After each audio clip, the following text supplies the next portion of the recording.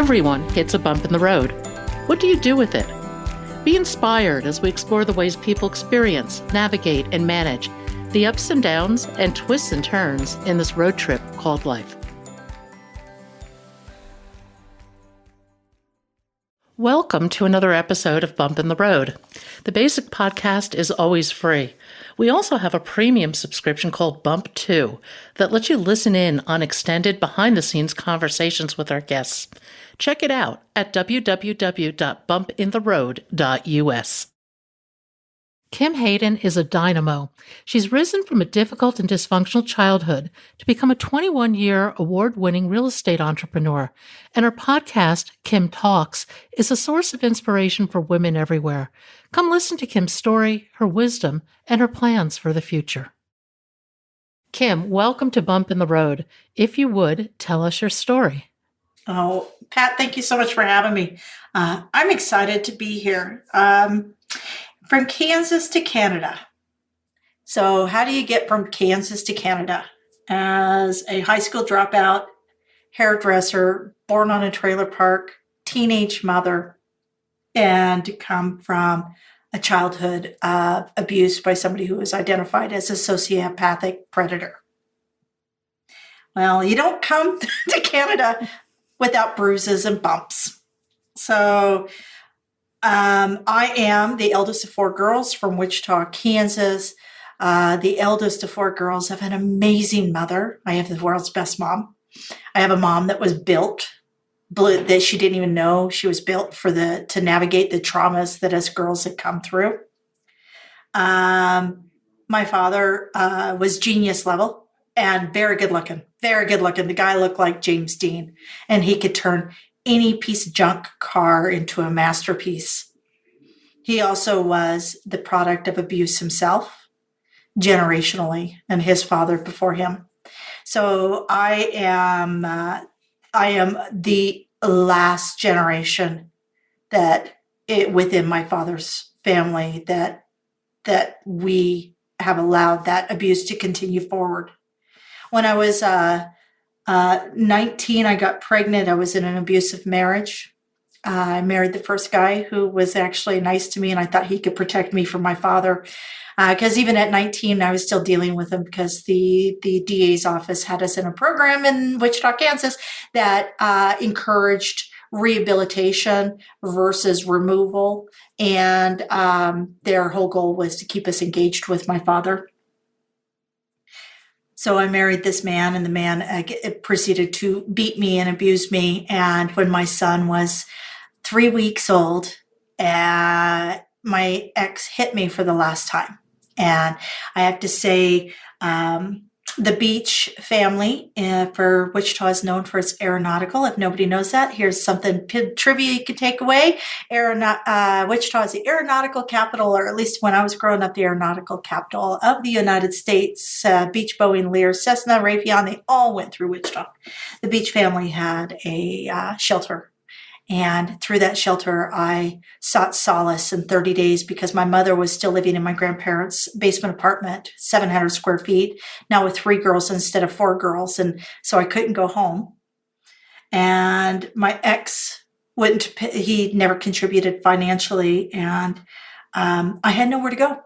And so again, an amazing woman, Mrs. Beach, had a secret kind of space for those of us who needed to kind of get reestablished. So at 19, I'm going through this now, 19, 20 years of age, got divorced. At 21, I was basically financially destitute because of a bleeding disorder I was born with. My son was born with. Getting medical insurance back in the 1980s was not the easiest thing to do if you had a pre-existing condition. So I had $9,200 worth of debt, and I had to figure out a solution. And my grandmother and grandfather, God love them. I have to say, both my grandparents have passed on. My grandfather over 20 years ago, my grandmother just a few years ago, and God love them. They were the anchor in the storm. And my grandma and grandpa, I would be on their divan with the baby and watching 60 Minutes and 2020. I loved those shows. I watched them. It was such a great time, and then followed up with some Johnny Carson. And I remember an article coming out Las Vegas. Vegas is on a boom. 1990, Vegas is on a boom. Highest pay scale for the lowest education level. I'm like going, oh, dude, hairdresser from a trailer park in Kansas. I fit that bill. Now, had they said highest pay rate, if you've got coordination, I would not have gone because I'm not a very coordinated person. So you guys could all just assume what my waitressing skills were like. I went to Vegas and I ended up waiting tables, and I worked several odd jobs just trying to get everything because I had outstanding speeding tickets and things like that. And at that time, you couldn't get a license. You couldn't get your pass your background check in order to work in a casino. And so I had some things I had to get straightened out. And I had some people, great people in Vegas that came along and kind of helped me along. I got a job waiting tables, graveyard shift. Has anybody worked as a single parent, graveyard with young children? Not an easy task. Not an easy task, but I did it. I did it. I was in an apartment, and I was in a fourplex in Vegas, and the apartment upstairs was not properly secured, and children got in there and it was nothing done maliciously. It was an accident. The apartment upstairs ended up catching on fire and ended up homeless. I ended up homeless because the building had finally got resituated, and I have now a job at the Mirage. I'm working graveyard. I'm tired, but I'm dealing with it. I got the kid. I'm making the best I can. And the apartment burned. So now I'm homeless, and I go in to work one night after coming off of a short forced mini vacation, unpaid. I got suspended because I went off on a couple people. I was angry, I was tired, and I was homeless.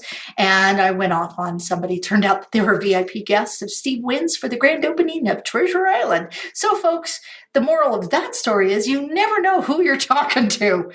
So be nice. So I come back from the night I came back from my suspension, I actually met my husband of 29 years.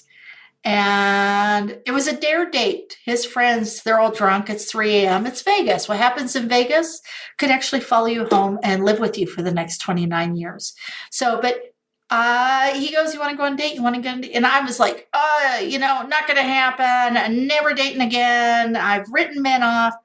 By the end of their dinner, his friends had convinced me, and I finally looked at it. I said, fine, I'll take a free meal. I mean, what single mom out there won't take a free meal? So went on a free meal. To later, I found out the one restaurant he hates. Sorry, Olive Garden. I worked at Olive Garden. I love Olive Garden. Come on, breadsticks. All you can eat breadsticks, soup, and salad. You gotta love Olive Garden. My husband does not like Olive Garden, but that's where he took me because he asked, "Where do you want to go?" And I said, "Ooh, Olive Garden, of course." So took me to Olive Garden, and the rest is history. We met in February, married in October, and no, folks, I was not pregnant. It was an accelerated timeline because this is back when fax machines were cool. And so dating long distance, he was in Toronto, I was in Vegas. And the cheapest thing to do was to get married, because you know what? We know statistically 52% likelihood I'm going to end up divorced again. So, might as well just get married and see what happens. I end up in Canada, and Canada opened up a new identity. And my husband is the second person in my entire life that said, Kimberly Joe, you are just waiting to shine. My mother would say this to me. My mom is my hero, just so you know. In all of my stories, my mom is my hero. No matter what podcast you listen to, my mom doesn't even know how amazing she is. And just so you know, I'll catch everybody real quick. My mom raised 4 girls, got us all through incredible counseling, has guided us, has loved us unequivocally. And I have 4 sisters, and we all have children, and we have all worked to break that pattern of generational sexual abuse. So very proud. Only my mom's a rock star. So in Canada, my husband has adopted my oldest. We have 2 more children. We have built incredible wealth together. We have gone bankrupt together. We have, fought and struggled and done everything. And my husband, and this is the story I'm going to make everybody cry, just so you know, this is my one cry story, and I allow myself this cry story. When I met my husband and I knew this was a man that I could trust, Remember, I was homeless when I met my husband. He shows up at the door to pick me up at my babysitter's house and didn't know I had a kid because I forgot to mention that. Hey, I wanted the free meal. He didn't ask for details. But he showed back up and he said, I'll call you when I come back to Vegas, because he was working in Vegas on some IT initiatives. The big video screen that was out in front of the MGM was the largest video screen erected, and my husband was part of that team. And I remember him asking me to marry him. And all I can think of is, I'm going to ruin this person's life. He can afford a plane ticket, so he must be rich. He has a job. Must be smart. He has a mom and a dad with both with university educations. What does he want with this trailer park, single mom, broken girl? And when he met me, I was homeless. And when he came back the second time, that night when we were driving to the Olive Garden, he comes driving by. And we're driving to the Olive Garden. I saw this apartment complex. And I said, did you know that apartment complex is not only gated, but it has the highest number of police officers that live in it? Police meant security to me. I said, when you come back, when we go on our next date, I'm going to be in there. I was homeless as a waitress. And I'm saying, I'm going to be in this nice gated apartment complex. I didn't care if it was a studio, a 1-bedroom, a 2-bedroom. I really didn't care. I just knew I needed to get a roof for myself and my kid. And when he came back, I was in a 1-bedroom that I had dragged. I had dragged the mattress and box springs out of the garbage dump that somebody was pitching, but it was good enough because it was better than the floor. And I had no furniture. And he comes, takes me on the date. He was in town for a week. We went on several dates. And then he went and bought me a couch because he got tired of sitting on the floor. Then he left town, comes back. And then we did this 2 or 3 times. By our 4th date, 4th time him in town, he asked me to marry him. And I was sick. I was sick to my stomach. I was the anxiety. I don't think I've ever been that physically sick and anxious over something like the fear of ruining this person's life, the smartest person that I ever met, the kindest person that I had ever met, the person that actually gave me their time. And so 3 days after he asked me, I finally said, I have to share everything with you so you know the craptastic bundle of emotional damage, of psychological damage of what you're getting. And I unloaded everything on him. Everything. I told him details about my childhood that I had never shared with anybody aside from my counselor. And you know what he did? I'm going to make you cry, Pat. He pulled me onto his lap, onto the couch he bought for me. And he said, I would give up everything in our future if I could fix your past. But all I can do is work to give us a future. And there you go. That's the only time I'm crying in this podcast, folks. And that's how you get a girl from a Kansas trailer park to Canada. And my husband said that you will shine. And I have built a career that I actually generated $1.3 million through real estate by being present. So my husband, so there you go. That's me. That's my story in a nutshell. There's lots more in that, but that's the core of what makes me love people. Somebody loves me. It took so much guts for you to do that. You know what? There's a lot of people who are exactly like me. They just haven't had somebody say, I see you. I value you. You are amazing. And I want people to know that I see them. I'll lead. I'll share. But I just want everybody to know that I see them. I see people. I think that's a fundamental need we all have, and it's really missing in this world. Yep. Sorry. If you can see this, folks, I am crying because that 29 years later, that is still a moment in my life that was critical. It was pivotal.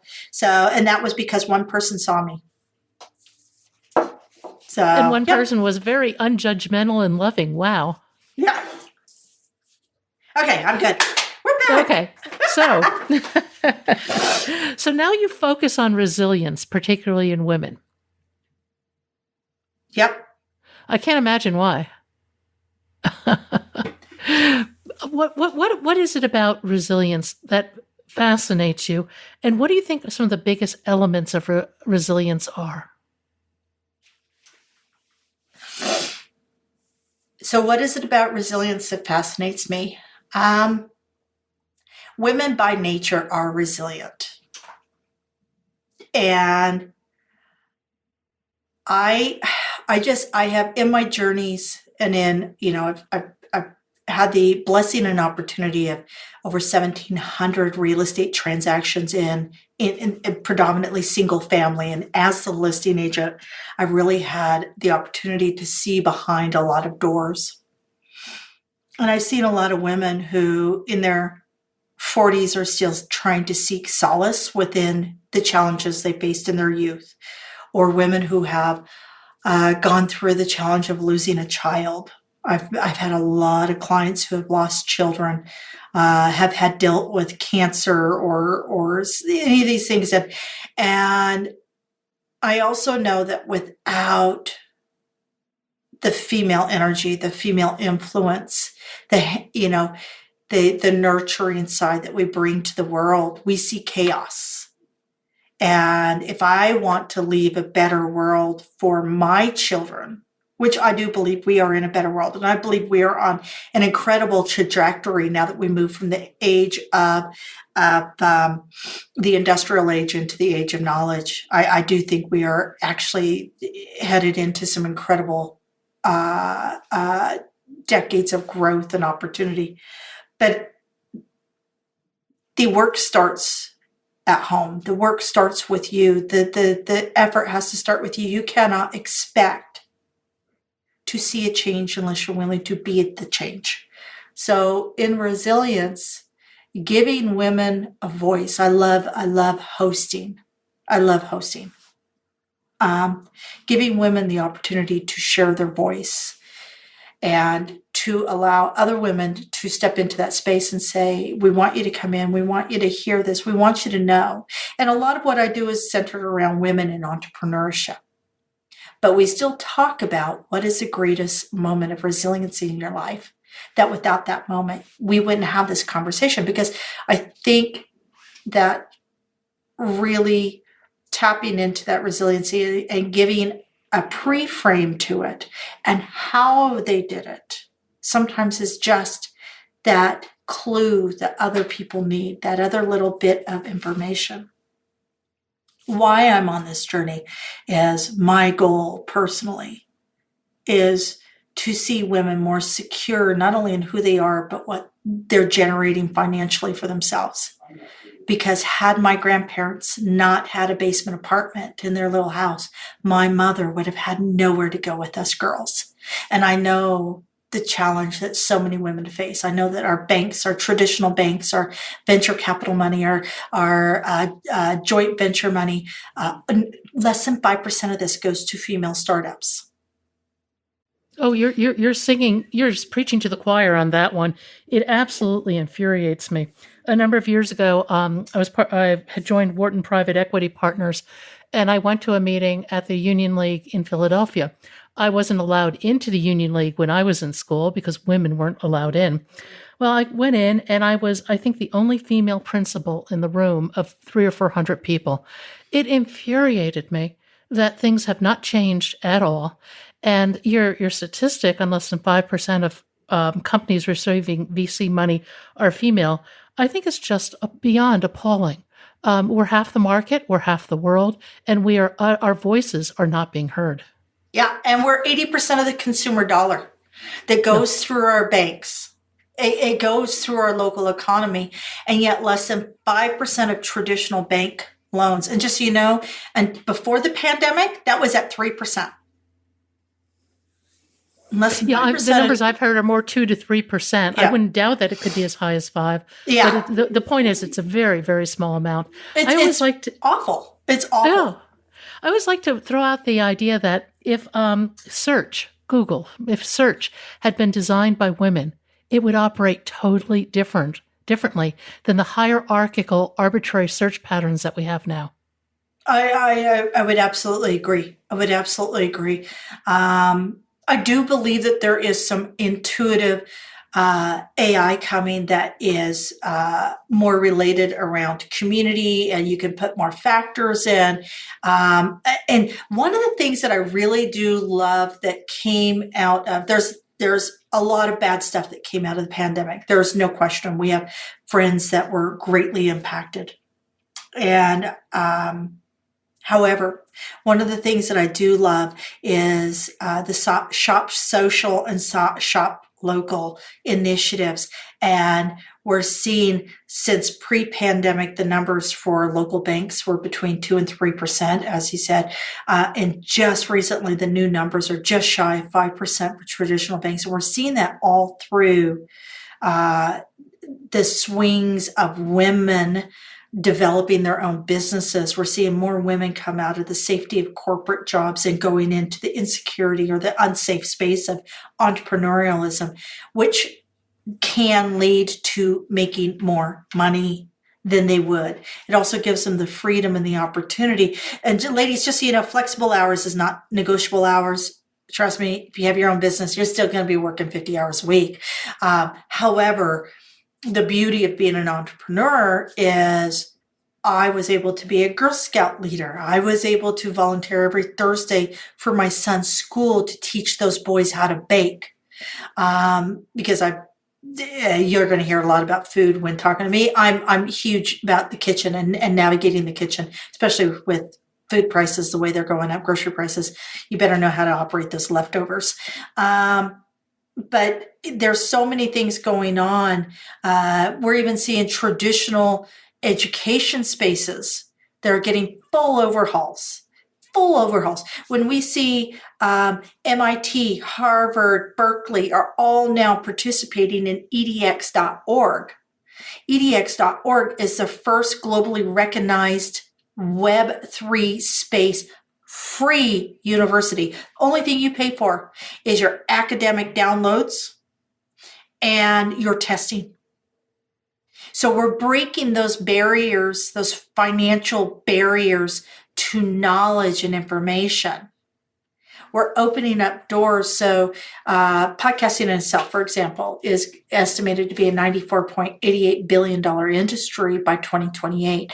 And podcasting, it comes from a 2004 MP3 transcribed space, right? Like it's crazy, the opportunity. And podcasting is people are moving off of, we're starting to see these trends of people moving from social media purely for entertainment, but moving into this addiction to learning, to constantly learning. And yes, you've got to be careful. There's coaches out there everywhere. I get it. Do not discredit somebody's coaching platform because you do not agree with them as a principal or their belief system, right, left, Protestant, Catholic, whatever. But be careful if they have no actual authority or experience within the space, right? But I mean, there's how many ways to get to the top of the mountain, right? There's tons of ways. So, but these are all the things that we're seeing explode around us. And what's beautiful is, especially with, a name like Pat is not a limiting name in the sense of it's not gender-based. Nobody knows. They just go off of the experience that you put in front of them. So there's so many opportunities that have arisen over the last few years, just over the last few years. That's why I'm so excited about the future and where we're going is in just the last 24 months, look at how the world has shifted. Women in India are starting to make really serious money because the way we shut down and we opened up at the same time, this is all they need. This is all they need in order for them. Sorry, I'm holding up my phone, folks. The phone is all they need to elevate their family's economic status so they can go on a path of education and growth and elevating themselves out of poverty. I think this trend of women leaving the workplace for more entrepreneurial endeavors is multifaceted. I think part of it is you reach a point where perhaps corporate life isn't quite as alluring, money isn't everything, and you've developed 20 years or whatever of very significant skills. And those skills can be used in a lot of different ways. And I think for many women, maybe they hit that glass ceiling, maybe they're just dissatisfied, but they realize that even with risk, and there's risk in everything, that going off on their own more individualized path offers so many more potential rewards. And it allows them to bring in that feminine quality, if you will, into their work, whereas they may not be able to express that in a corporate world. They did a study of women going into law practices. Mm-hmm. And these women would come in. And this is like an overarching principle they found within the study, baseline, right? They would come in and these women would excel, and get to like early 30s and make partner. And then they move into their birthing years, the years of when they're creating the next generation. Which, by the way, folks, we do need a next generation. Otherwise, I don't want robots rolling me over when I'm 80. And come on. So, and then that's where they stall out. And then they would leave until these traditional workplaces and corporations can quit penalizing the caregiver and start celebrating and finding ways to incorporate either a mixed blend, work hours, split workloads, flex office spaces, those types of things. Until they incorporate that, they're going to continue to bleed incredible talent. And I think it goes even deeper than that. I think the corporate life is a very male world, and women are expected to fit into the male world. And I think that when women leave, all of a sudden now they have a broader flexibility where they bring that more linear thinking, which has value. Plus, they have that more expressive, creative side. And that's a killer combination. It's not just the male world that limits, though, women. It's females also, because the language, instead of being assertive, we're aggressive. Yes. There's a lot of things. And I'm guilty of that, folks. I am going to put this right out there. There are a couple coaches out there. It's really interesting in the coaching world right now. And the coaching world is blowing up huge. And I believe that anybody over the age of 20 probably has a course in them that they can actually share and teach others. 90% of males will adopt a course or purchase a course from a man, and 50% of women will purchase a course from a man. So it leaves a very small space within the market for women to grow profitable businesses within that online or leadership space. And I believe part of that is that women tend to be harder on women who are assertive or have what we would consider masculine behaviors.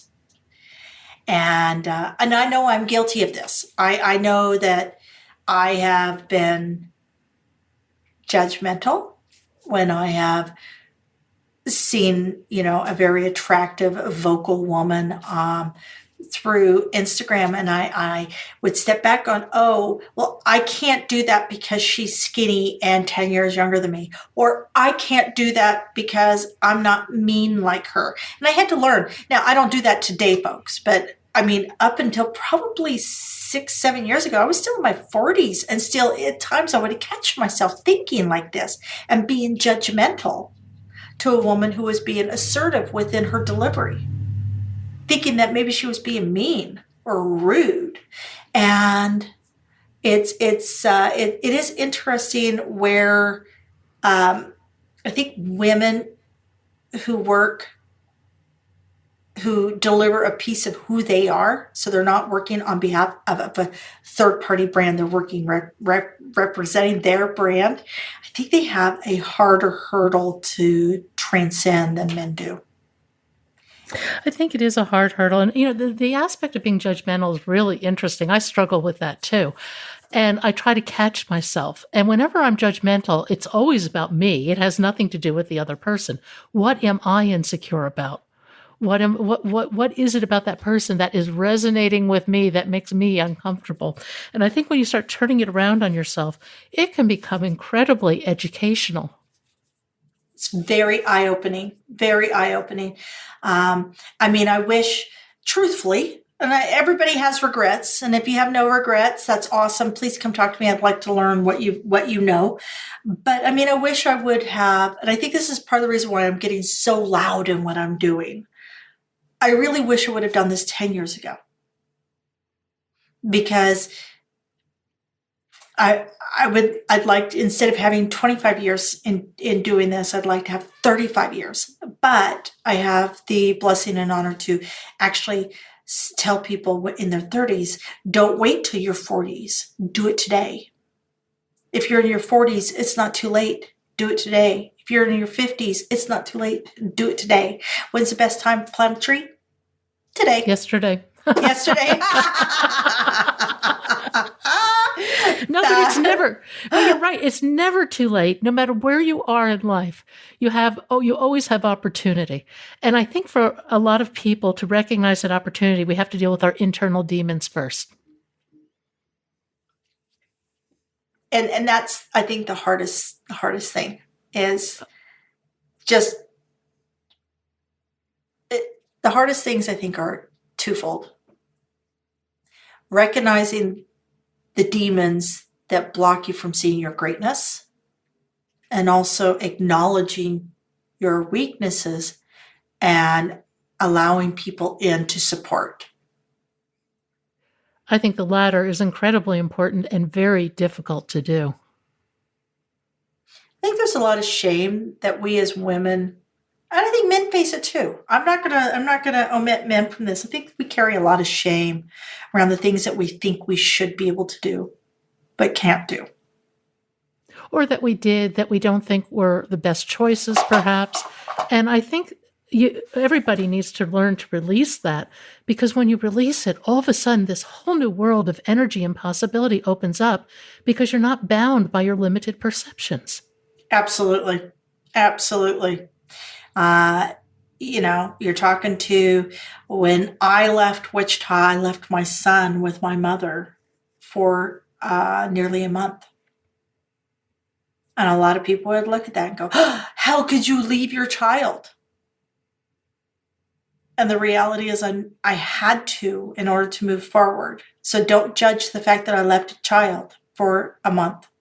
Judge the fact that I had the courage to find a solution, even though it was hard and it was uncomfortable. And I think a lot of us judge others based on our own pre-frame, our own story. No, and you have to think about walking in somebody else's shoes. Until you can do that, if you do that, you will have nothing but compassion. I had a gentleman this morning on my coaching call. So I work with baby agents, new agents. They're my favorite, because the beauty of real estate is the ugly of real estate is all of the stuff we've seen around greed language. Just do a deal and get $10,000 and buy a plane. That's the ugly of real estate, and that's what makes people think poorly of, or general consensus poorly about, real estate agents. The truth of real estate is the majority of people work very, very hard and are willing to put themselves into a community leadership space. But I had this gentleman on the call. He's been officially 1 week in the business, and he's terrified. And I said, well, what are you afraid of? And he said, I'm afraid of all the paperwork. I said, oh, honey, that's not your job. The paperwork is not your job. Your job is to interface with your clients. Be out there and be present. The paperwork will come. We can hire that out. Trust me, there is going to be somebody that paperwork does not scare them. And what if you could give them a job? That would be amazing. If you're really good at what you do, be the face, be the authority, step into that space, step into the community leadership, be present, serve 500 doors. There's currently 1.8 licensed real estate agents, 1.8 million licensed real estate agents in the United States, and every single one of those. And just so you know, statistically, 67% are women, and the average age is 52. So it really is a great industry for women if you're looking to shift your financial storyline, right? Your financial trajectory. Just, you know what, if you've got a business background, it really helps, because I don't. I spent more money than I made half the time. And I made a lot of money. So, and I didn't spend it on me. I was like the community queen. I would throw big, lavish, like picnics in the parks and have bands out. It was like, woo! But yeah, so it's getting, I had to shift his vision off of, oh my God, I'm so overwhelmed, all the paperwork. You're not even to the paperwork stage yet. Let's get you to the authority space. And this is something I'd like to share with women. This is something that struck me through one of my podcasts was, in the land of the blind, the one-eyed, and I'm going to put in woman, but the one-eyed man, the one-eyed woman is king and queen, right? Meaning that if you have knowledge and a bit of confidence, and you have knowledge in a space that the people that you're working with do not have knowledge, even just a small amount of knowledge is greater than their no knowledge. And knowledge is what serves. Knowledge is what serves. And it takes communication, compassion, consideration, compromise, conversation. These are critical. And, that struck me, because we sit as women, love my stats.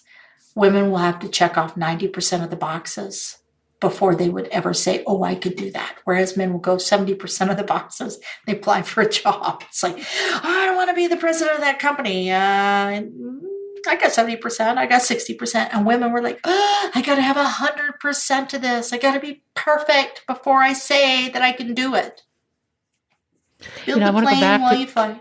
I went back to something you said about serving. And I think that's a really important observation, that if we come from a perspective of service, so many things work for our benefit, really. Yeah. Ladies, if you know, or men, I don't know, like whoever's listening, if we step forward and we go to the sharing, not selling, sharing, not shoving, if we go through service, and if you are of service, if you truly believe you're good at something, it is your responsibility to share that with others. And it's okay if you get paid for that sharing, because that means that you are in a position where you can share it with more. If you are the coupon clipping queen out there and you know how to take $10 and turn it into $13 at the grocery store, you have the knowledge to help somebody who is an overworked, overwhelmed single mother, single father out there who's just trying to navigate this new norm. And you can actually put a breast of chicken on their plate. Would that not be knowledge that would behoove you to be able to share a subscription to your Facebook group for $2 a month if you could put $30 back in somebody's pocket?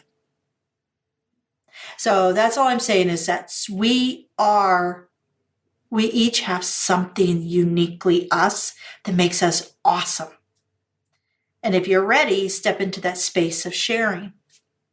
And sharing is okay to be monetized. And I think that's the biggest challenge women face versus men. I think it's a challenge in general in this electronic world. I think there still lingers the notion that information and wisdom should be free. And people are used to, split subscription models where there's a free aspect, there's a paid aspect. I think that the world is moving more towards paid. I'll just say on a personal level, I'm very willing to pay for subscriptions that I find valuable. And I think that's a shift that's underway. And I think that it can be difficult to actually realize that. Well, and knowing where to put your money. And that goes back again to who's the right coach. So I just, for the first time, and I get hit up all the time, just like everybody else. We're inundated with 10,000 sales pitches a day. something like 10,000 a It's day. monumental. And it's 35,000. You make 35,000 decisions a day. And a third of that is whether or not you should buy that on Facebook. But just say, I'm joking, but that's not an actual stat. But the 35,000 decisions and the 10,000 sales, advertorials of some sort. But I just did because I knew exactly what I need. I have a Facebook group I want to grow so I can serve that group. And through that group, there will be the next level of engagement that is an opportunity to learn further. I will have all my free resources. There will still be engagement. Stuff I find online that I find interesting because that's where my space and my head is at. So if I'm already out there learning this, let me share it with you. If I get a great quote, let me share it with you, right? But if you want your question answered, then I have another option of coming in.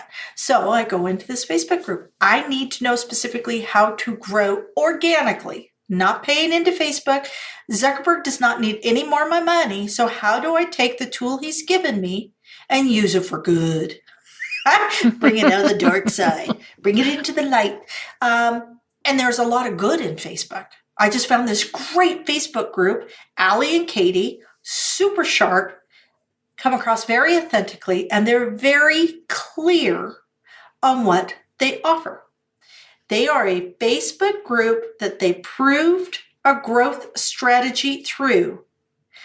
And they went from 0 to 45,000 in their Facebook group in a single year. And now they charge to understand the exact measures, exactly what they did and how they did it, but with the current algorithms and everything that's going. So they're staying current, but they are teaching you exactly what they did. They're not teaching you how to build the perfect lasagna. They're teaching you exactly what they did. And that's where I really believe that if each one of us gave ourselves grace to see what we do well, and then gave ourselves permission to build it and sell it, there would be $500 more in every woman's pocket. There'd be $1,000 more. And let me tell you, $500 more for a lot of people. We all scoff at this. I know everybody goes, make $10,000 a month. There's a lot of people right now.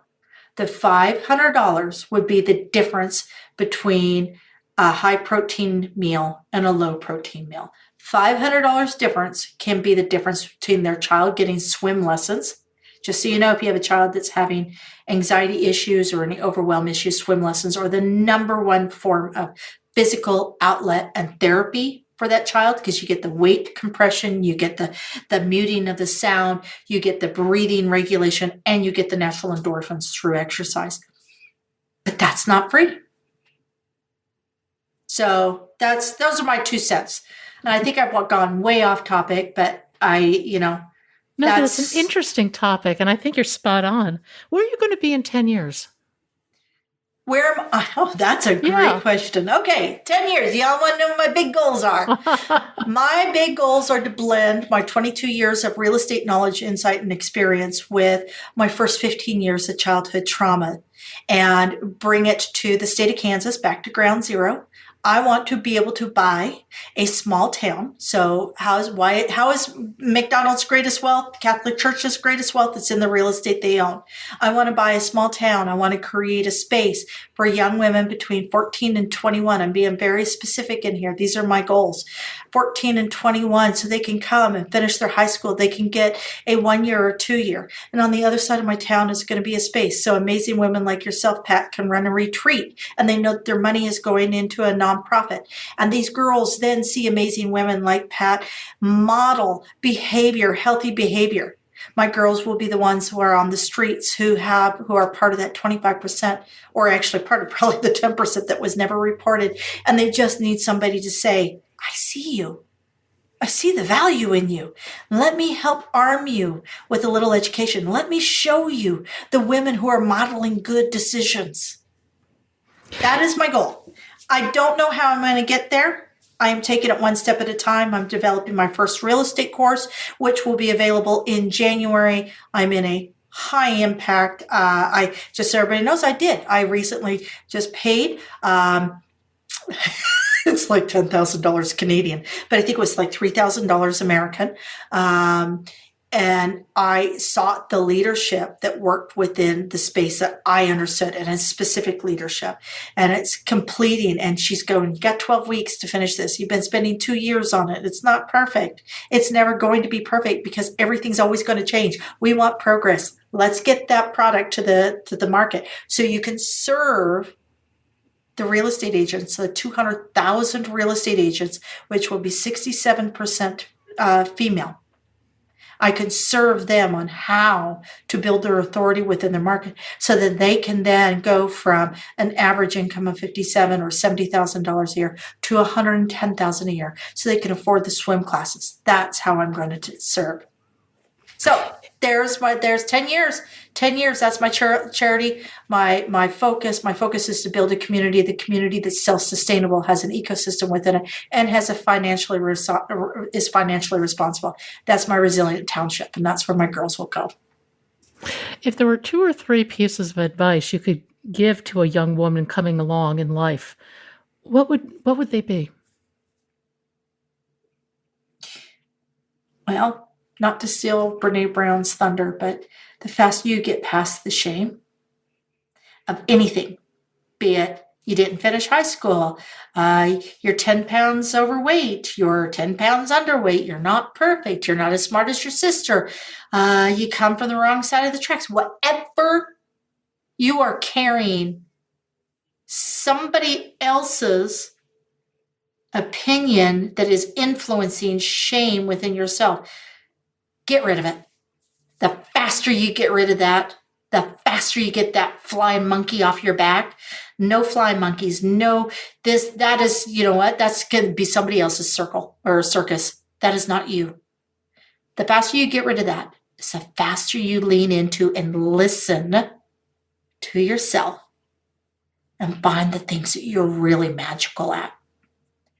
And when you find those magical things, when you find those things that are uniquely you, that make you amazing, you'll be in a position, whether you're 20, 25, 35, 45, 55, doesn't matter what age you are, you can step into a position of authority and leadership, not to tell people what to do, but to help share.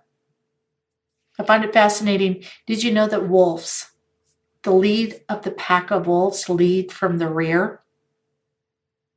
They're from behind. I didn't know that. Really interesting.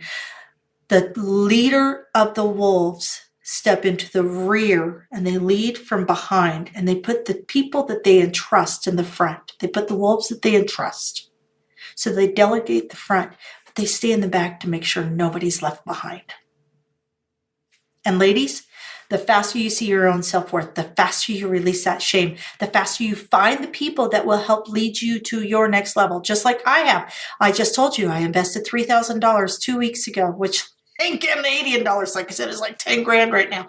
And I just invested $99 a month because I found my next level of leadership so I can get my zone of genius to the people who need it.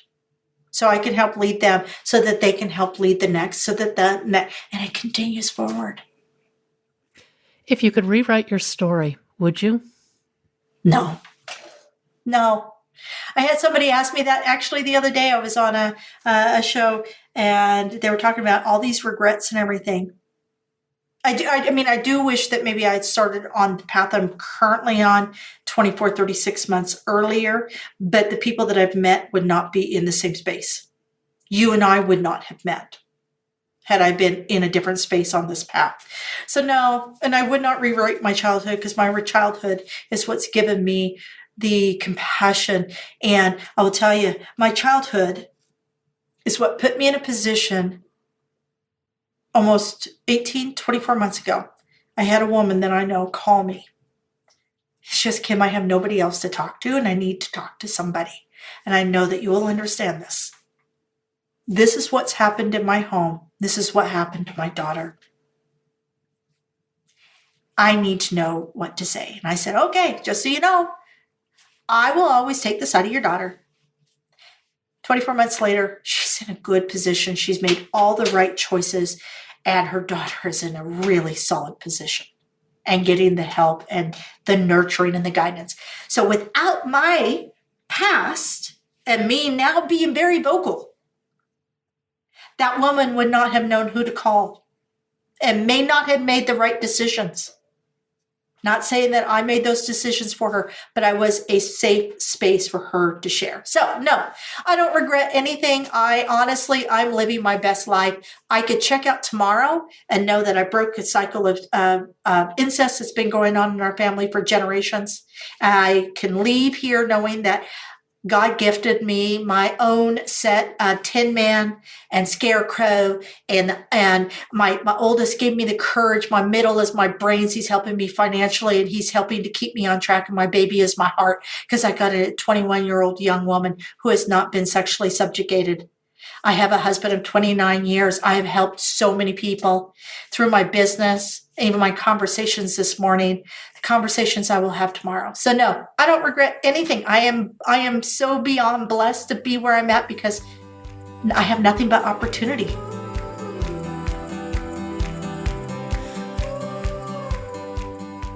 Want to hear more of the conversation? Sign up at bumpintheroad.us as a Bump 2 subscriber. Buy us a cup of coffee. You can give it a go for free. Just use the code FREEMONTH. And thank you for listening today. I hope you found something in today's podcast that inspires you along your own life's path, because sometimes a bump in the road is actually a portal into a more conscious and meaningful life.